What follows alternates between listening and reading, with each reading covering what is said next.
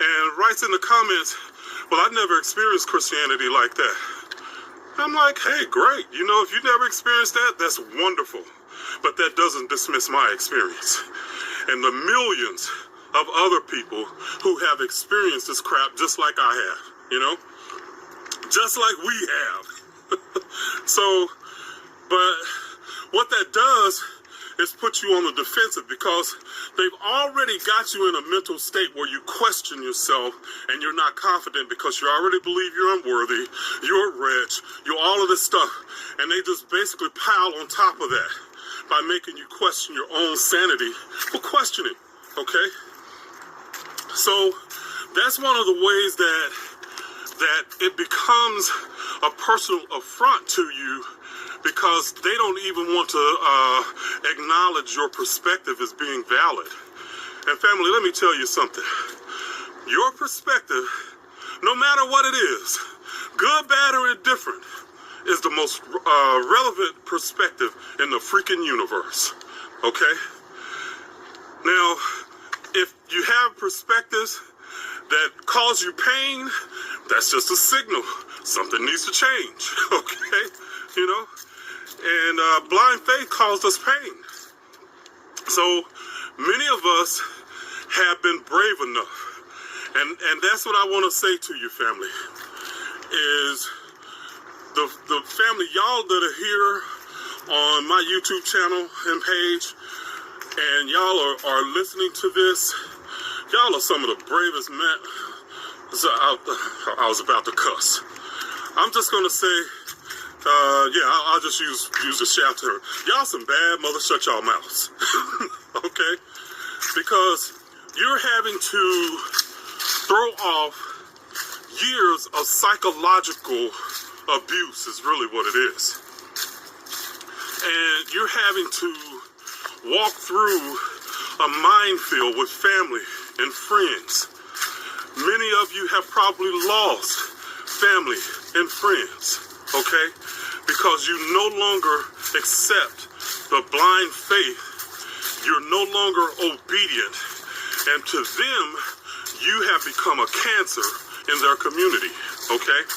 In other words, somebody who can think for themselves and question becomes a cancer in most Christian communities, okay? So but what that does is if you're not careful, and this is what I want to help you with. I want to help you with understanding that you have a right to question, okay? You have a right to ask those questions and get good answers. And if you don't get good answers, you have a freaking right to go and research, okay? And find out what is true for you, okay? So, blind obedience is not a higher level of spirituality, okay? Obedience, okay? So, blind obedience is not a higher level of spirituality, okay? Being ignorant is not a higher, so blind obedience is not a higher level of spirituality, okay? Being ignorant is not a higher level of spirituality. And that's another thing that Christianity will imply, that the least knowledge that you have and the most obedient that you are, the better Christian that you are. And the most will imply that the least knowledge that you have, another thing that Christianity will imply, that the least knowledge that you have and the most obedient that you are, the better Christian that you are, okay? And it just keeps Christians in this loop, you know, of really questioning themselves and other people wanting to question their sanity. Because obviously, if you're questioning, it's not something wrong with the system, okay? It's not something wrong with Christianity. There's something wrong with you, obviously, because this system is perfect. There's nothing wrong with it, you know, but we know when we live it and we live in conflict and confusion, You know, I hear people say God is not the author of confusion. Well, that ain't the truth in Christianity. You know, you live in a state of confusion.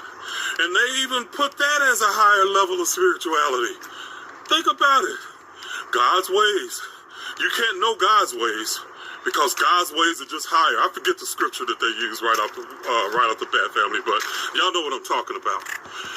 Isaiah 55:8. For my thoughts are not your thoughts, neither are your ways my ways. A lot of those Christians like to quote those scriptures. For my thoughts are not your thoughts, neither are your ways my way. You know what? You damn right. My thoughts are not your thoughts. And my ways are not your ways, because if I feel as though my ways is better than this so-called God, because I wouldn't, if I had the power and the control, I would stop all this madness that's going on in this world. You know what I'm saying? My thoughts are not your thoughts. I got thoughts on how come you not doing nothing about this poverty and this gang stalking and homelessness and people starving over this all over this world. I don't understand that. How can you be an all-powerful sky daddy sitting back just watching all this crap go down? You know what I'm saying? So somebody's lying, okay? Of course, your thoughts are not my thoughts, because we see things different. Obviously, me and this sky daddy, we're not on the same frequency. You know what I'm talking about? God's ways are higher than your ways. You know, you just can't understand what God is saying or doing in this instance. So that's why you're confused. And because you can never understand why God is doing it, because it don't make no damn sense. There's no way in the world. Think about it. If God was so powerful, but yet and still man outlimit God, just for the simple fact that God had to send his only begotten son to die a vicious death in order to so-called redeem man back to God, right? According to the scriptures. But you mean to tell me that was the only way out? That was the last. It was like, you know, just think about that. Like God couldn't figure out nothing else. This was the only way to bring man back to God. You know what I'm saying? That he going to send his son down there to get brutally beaten, you know, and bloodied up on the cross. This was the only way. And then check it out.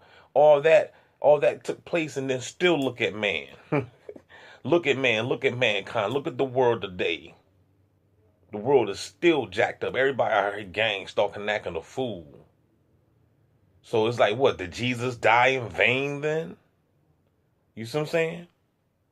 So Jesus died a terrible death like that for man to be reconciled to God, but yet and still the world is still lost.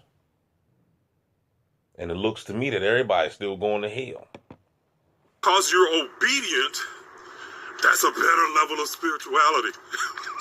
Not at all. You know? So no, don't accept that, and don't question your sanity. And that's why I tell you all the time. Don't question your sanity. You know what I'm saying? Even with this gang stalking. You should already know. If you've been watching my channel, you should already know that this gang stalking is a psyops to make you think there's something wrong with you. So the moment you question your sanity, like, man, I could have sworn, man, I done seen about 50 red shirts today. Like why are these white cars following me around with one headlight? You know what I'm saying? Like, if you seeing this on a regular, day by day, night by night, then you know it's really happening. So why would you question your sanity? So the moment they get you to question your sanity, bam, they got you now. From the rip, when I woke up to this program, I knew, because I was already studying conspiracy anyway, so it wasn't hard for me, you know, to put two and two together and realize, okay, I see what the gov is doing. You see what I'm saying? I see what they doing. So, you know, but a lot of y'all questioning your sanity. A lot of y'all, you think you looking in the mirror at yourself like, man, well, maybe I am crazy. Well, go ahead then. Go take them pills that they got for you. Because, family, this is the truth of the matter. Right now, you have more more information than they have, okay? You have more. If you've been on my channel any amount of time, I promise you, you're going to have more information than 90% of Christians out there, okay? You're going to have more knowledge about the religion than 90% of average house in America these You already know that these people out here, that claim to be, a Christian, they don't have no information about nothing. They don't know nothing. They don't know nothing, man. I can quote scripture to these. I can run laps. I run circles around your ass, man. You know what I'm saying? Like, you don't know nothing about your book. If you're gonna be a believer or something or whatever, then at least study that religion. Study to show that do what the Bible told you to do. Study to show that self approved. And then that way, once you study to show that self approved, you're gonna run into the truth, and you're gonna realize, hey, it is a lot that I don't know. You know what I'm saying? All you got to do, like I said, man, go ahead and do some research on the Council of Nicaea. I guarantee you, if you do that, you know what I'm saying, you'll change your perspective. You know what I'm saying? But a lot of y'all don't want to do that. Y'all want to stay in bondage. Y'all want to stay blue pilled. Just a minute, though. If you want to stay blue pilled, just a minute. Just put your hand in the air. I want to stay blue pilled, Mr. DB. I want to stay blue pilled. I don't want to wake up. Just be like the commercial back in the day. I don't want to grow up. I'm a Toys R Us kid. Remember that back in the day? Just keep it real. Know what I'm talking about? I don't want to grow up. I'm a Toys R Us kid. They got a million toys at Toys R Us that I can play with. I don't want to grow up. That's how y'all sound. That's right. That's how a lot of y'all sound, man. Y'all still children. You still on breast milk, and you 35, 28, 40, 60, 70. You know what I'm saying? You're a grown kid. You don't want to grow up. You don't want to learn nothing new. You don't want to step out the box. You 43, and you want somebody to hold your hand. You're afraid to cross the street without a crossing guard. Holla back, y'all. Don't forget to like, share, subscribe. We out.